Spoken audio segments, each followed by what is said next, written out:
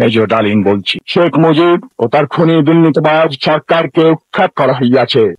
আপনারা সবাই হয়তোবা জানেন মেজর ডালিম সম্পর্কে ইতোমধ্যে অনেক কথা অনেক কিছু উঠে এসেছে এবং 2024 সালের 5ই আগস্ট গণ অভ্যুত্থানের পরে মেজর ডালিমকে নিয়ে অনেক আহ, ভিডিও প্রচার হয় ফেসবুক এবং ইউটিউবে।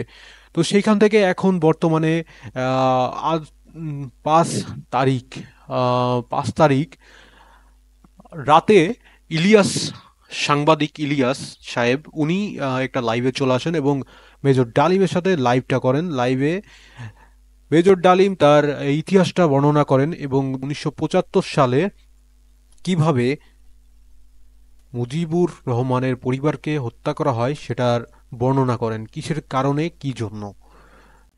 যদি ভিডিওটা সবার ভালো লেগে থাকে অবশ্যই লাইক দিবেন, শেয়ার দিবেন আর ফলো করে দিবেন আর সাপোর্ট দিবেন, সাবস্ক্রাইব করে দিবেন। ঠিক আছে, থ্যাংক ইউ সবাইকে, অবশ্যই পাশে থাকবেন।